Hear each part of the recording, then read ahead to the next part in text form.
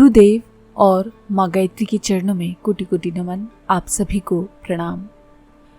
गायत्री उपासना से लौकिक और आत्मिक सफलताएं कैसे मिलती हैं? गायत्री की दिव्य शक्तियां इस पुस्तक में गुरुदेव ने वर्णन किया है। आइए हम श्रवण करते हैं, लेकिन उससे पहले thought of the day. Vinoba Bhave ने कहा है, मनुष्य सोचता है कि जो कुछ वो चाहे उसकी पूर्ति हो जाना ही भगवान की कृपा है। ये भूल है। यदि उचित और न्याययुक्त सफलता मिले तो ही उसे भगवान की कृपा कहना चाहिए। पाप की सफलता तो प्रत्यक्ष आकृपा है, जिससे अपना पतन और नाश समीप आता है। इसीलिए इसे आकृपा नहीं तो और क्या कहेंगे। मध्यम श्रेणी के पुरुष भगवान को कैसे प्राप्त कर सकते हैं?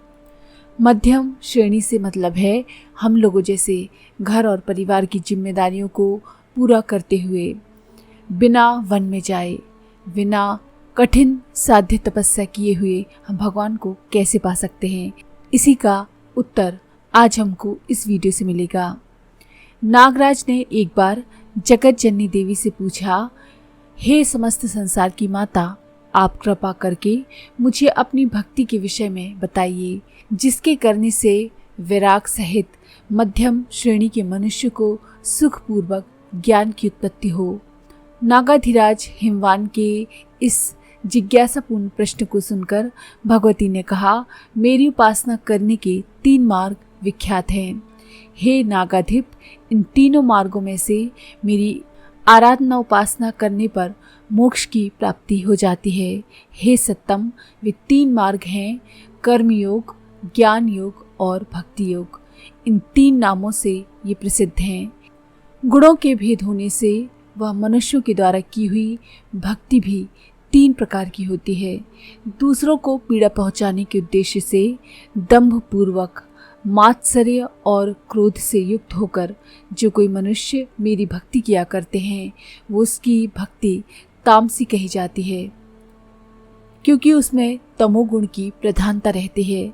दूसरों को पीड़ा देने की भावना से रहित होकर, यानी बिना पीड़ा दिए हुए केवल अपने ही कल्याण की कामना करने वाला, यश प्राप्त करने का इच्छुक एवं भोगों को भोगने का लालसी मनुष्य अपने समुदी दिष्ट फलों की प्राप्ति के लिए जो भक्तिपूर्वक मेरी उपासना किया करता है और भेद की बुद्धि से मुझे वो पामर अपने से अन्य ही समझता है, हे नागाधिराज, उसकी भक्ति राजसी कही गई है, क्योंकि इस प्रकार की भक्ति और आराधना में रजोगुण की प्रधानता विद्यमान रहा करती है, क्योंकि सर्वदा अपने सुख और भोगों की प्राप्त करने की भावना इस उपासना का एकमात्र लक्ष्य होता है।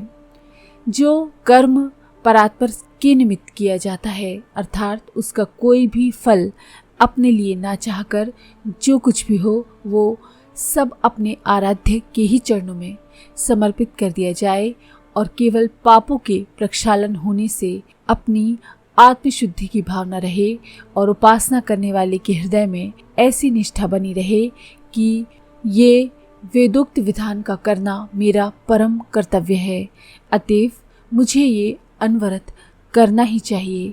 ऐसी बुद्धि के द्वारा भेद बुद्धि का उपाश्रय करके देवी की प्रीत्यर्थ, यानी देवी को जो प्रिय लगे, जो भी कर्म, जो भी आराधना की जाती है, जिसमें एक प्रकार का हृदय सुदृढ़ निश्चय बना रहता है, वो देव भक्ति को सात्विक कहा जाता है, क्योंकि इसमें सतोगुण की प्रधानता रहती है और केवल अपने आराध्य की प्राप्ति के लिए ही ये कर्तव्य कर्म समझकर की जाती है और इसके द्वारा अपनी आत्मशुद्धि इष्टदेव की कृपा से हो जाने की भावना सुदृढ़ रहती है।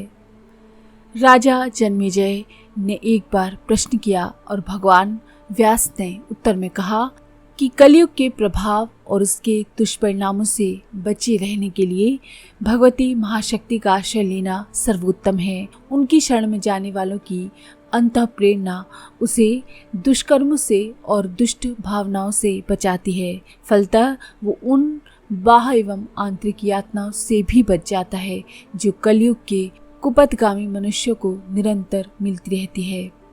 राजा जन्मेजय सद्गति का उपाय पूछते हुए कहते हैं, हे संपूर्ण धर्म के तत्व के ज्ञाता और समस्त शास्त्रों के महामनीषी, इस अधर्म से परिपूर्ण इस घोर कलयुग में मनुष्य की गति कैसे होगी? यदि इसका कोई उपाय हो तो आप कृपा करके बतलाएं। व्यास महर्षि जी ने कहा, इसका केवल एक ही उपाय है, दूसरा कोई नहीं। कली में समस्त दोषों के विनाश करने के लिए देवी के चरण कमलों का ध्यान करना चाहिए। उतने पापों में सामर्थ्य नहीं जितनी देवी की शक्ति में होती है। आगे वो कहते हैं, सत्य व्रत के आख्यान में देवी की महिमा का वर्णन करते हुए कहा गया है, भगवती के स्मरण से स्वपूजित भक्ति भाव से ध्यान की हुई, मुख से उच्चारण किए जाने पर और स्तुत होते ही मानवों द्वारा सभी इच्छित मनोरथों को प्रदान कर देती हैं। यानी भक्ति भाव से यदि माँ का स्मरण किया जाए, पूजा की जाए, ध्यान किया जाए और मुख से उनके मंत्र का उच्चारण किया जाए तो वो सभी मनोरथों को पूरा कर देती हैं। इसीलिए उनको कामदा नाम से जाना जाता है। मनुष्यों के द्वारा सदा समाराधित वो देवी होती हैं, इसलिए संसार में सब सुखी हैं, इसमें संशय नहीं। व्यास ने कहा, हे राजन, मैंने लोमेश के मुख से देवी का महात्म्य सुना है, अतः प्रेम भक्ति से देवी का सदा अर्चन करना चाहिए। पिछला जीवन चाहे कुमार्गामी भी रहा हो तो भी इस महाशक्ति का आश्रय लेने वाला एक दिव्य प्रकाश से अपने अंतःकरण को त्याग कर धर्म पथ का अनुगामी बनकर अपना लोक और परलोक सुधारता है। महर्षि वाल्मीकि का प्रसंग ऐसा ही है। वे जीवन के प्रथम चरण में डाकू थे, पर जब वे आत्मकल्याण की उपासना में आगे बढ़े तो वे सारे दोष दुर्गुणों से छुटकारा पा गए और ऋषि जीवन की पूर्णता का लक्ष्य प्राप्त करने में समर्थ हुए। भगवती महाशक्ति गायत्री ये नहीं देखती कि साधक का पिछला जीवन कैसा रहा है। इस आधार पे वे कभी किसी से घृणा भी नहीं करती। शरण में आ जाने वाले को वे दिव्य प्रकाश देती हैं और उसे सन्मार्गगामी बनाकर सच्ची प्रेरणा, सुख शांति का अधिकारी बना देती हैं। भगवती गायत्री में कोई भी विषमता का भाव नहीं रहता, अर्थात वे सबको समान भाव से देखती हैं और उनमें किसी से भी घृणा नहीं होती। वे इस संपूर्ण भुवन की स्वामिनी केवल जीवों के कल्याण के लिए ही सदा यत्न करती हैं।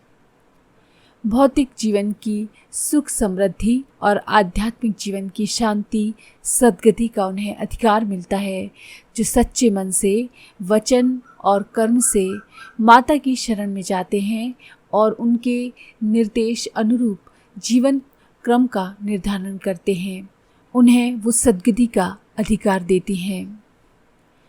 जिस गायत्री देवी के ज्ञान न होने से इस संसार में उत्पत्ति हुआ करती है, अर्थात ये मानव संसार के जन्म मरण रूपी बंधन का दुख निरंतर भोगता रहता है, और जब भगवती गायत्री देवी का ज्ञान हो जाता है तो फिर इस संसार के आवागमन रूपी दुख का नाश हो जाता है। हम उस संवित्व रूपिणी देवी का सदा सर्वदा स्मरण करते हैं। वो भगवती हमें सत्प्रेरणा प्रदान करें। आज के लिए इतना।